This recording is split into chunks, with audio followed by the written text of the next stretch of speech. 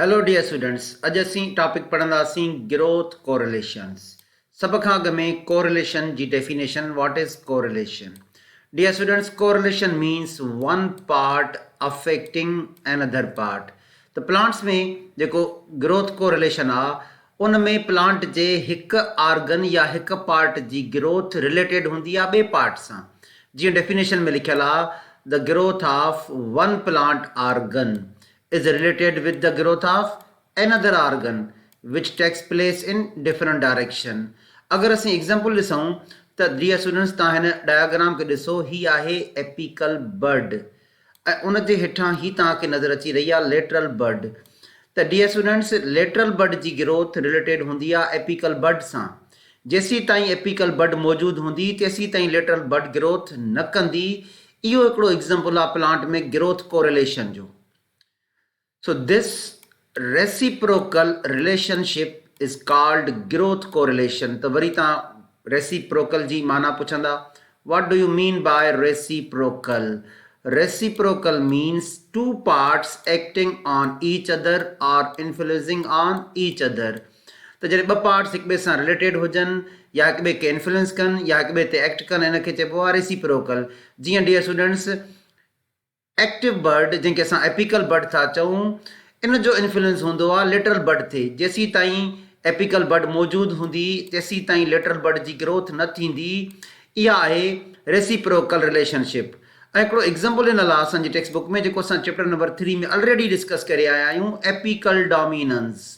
जंहिंमें dear students, हीअ apical bud lateral bird खे ग्रोथ करणु न ॾींदी आहे, इनखे चइबो आहे apical dominance. What is apical dominance? It is the most important growth correlation found in plant. Definition: what is apical dominance? Inhibition of the growth of lateral buds by the terminal bud or apical bud of a plant shoot is called apical dominance. त थोरो सा हिनखे discuss कंदासीं। हालांकि मां already पढ़ाए चुको आहियां त कीअं एपिकल बर्ड लेटरल बर्ड जी ग्रोथ करणु नथी ॾे। डियर स्टूडेंट, इहो एग्जाम्पल आहे ग्रोथ कोरिलेशन जो, ऐं कोरिलेशन जी माना आहे one part affecting the another. Example is apical dominance. Apical dominance is the most important correlation growth correlation found in plants. Apical dominance is the inhibition of the growth of lateral buds by the terminal bud or apical bud of a plant shoot is called apical dominance. Dear student, discuss कंदासीं त आख़िर हीअ apical bud जंहिंखे मां circle करे रहियो आहियां, हीअ लेटरल बर्ड खे डॉर्मेंट छो थी रखे ऐं उनजी ग्रोथ करणु छो नथी ॾे। उनजो रीज़न हिकिड़ो हार्मोन आहे ऑक्सिन। डियर स्टूडेंट्स, हिते जेको मां सर्किल करे रहियो आहियां, हीअ आहे एपिकल बर्ड। इतां हिकिड़ो ऑक्सिन रिलीज़ थींदो आहे, इंडोल एसिटिक एसिड, ऐं इंटर्न उहो इंडोल एसिटिक एसिड हिकिड़े ॿिए हार्मोन खे प्रोमोट कंदो आहे। तव्हां सभिनी उहो हार्मोन पढ़ियो आहे, ईथाइलीन। ऐं डियर स्टूडेंट्स, जेको ईथाइलीन आहे उहो इनहिबिटर आहे ऐं उहो हिन लेटरल बर्ड जी ग्रोथ करणु न ॾींदो, जंहिंखे मां हीअं क्रॉस करे रहियो आहियां। So apical dominance is thought to be caused by apical bud producing auxin indole acetic acid in abundance. Recent investigations support the view that auxin induce the formation of ethylene, which acts as an inhibitor for lateral bud. The dear students, apical bud में auxin release थियो, indole acetic acid उन कंहिंखे promote कयो, ethylene खे, ऐं ethylene inhibitor आहे lateral bud जो, उहो lateral bud खे growth करणु नथो ॾे।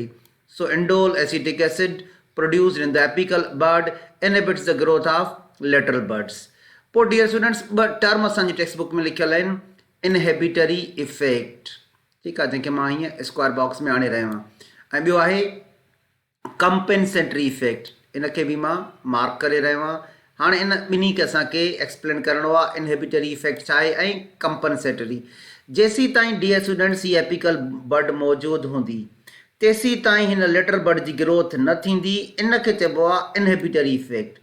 The inhibition of growth of lateral bud is called inhibitory effect. अगर डियर स्टूडेंट्स असां हिन एपिकल बर्ड खे रिमूव करे छॾियूं, if the apical bud has been removed, अगर असां हिनखे रिमूव कंदासीं, there will be no auxin, there will be no indole acetic acid, ऐं पोइ उहो छा खे प्रोमोट कंदो आहे, indole acetic acid. Dear students, इहो प्रोमोट कंदो आहे ईथाइलीन खे, ऐं जॾहिं इंडोल एसिटिक एसिड न हूंदो त पोइ छा, ईथाइलीन बि न हूंदो, ऐं हीअ जेका लेटरल बर्ड आहे इहा ग्रोथ स्टार्ट कंदी, इन मां ग्रोथ थींदी, ठीकु आहे।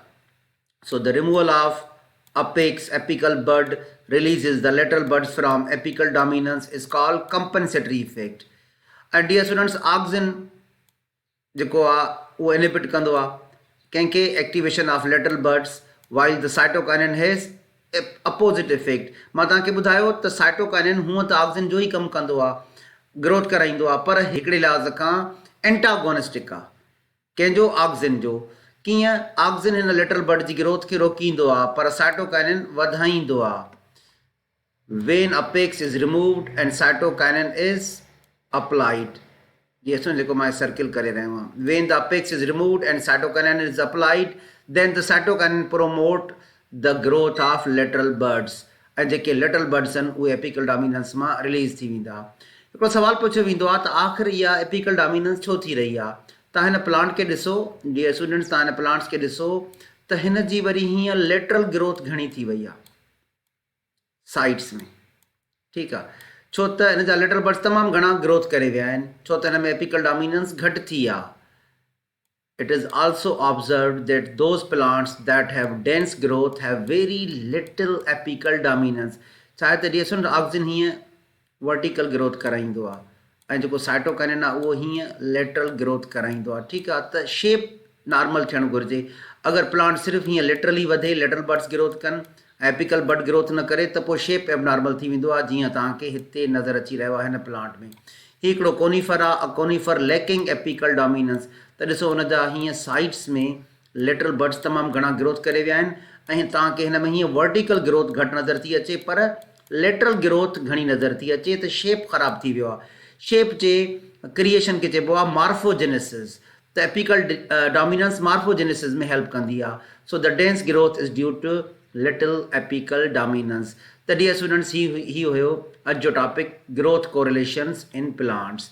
त डियर स्टूडेंट्स, हाणे असां बॉटनी जो चैप्टर नंबर 5 जो कंप्लीट सेक्शन पढ़ी चुका आहियूं. जेके नेक्स्ट लेक्चर्स मां तव्हांखे मोकिलींदुमि उहे chapter number 5 growth and development जे ज़ोलॉजी सेक्शन जा हूंदा. Thank you dear students.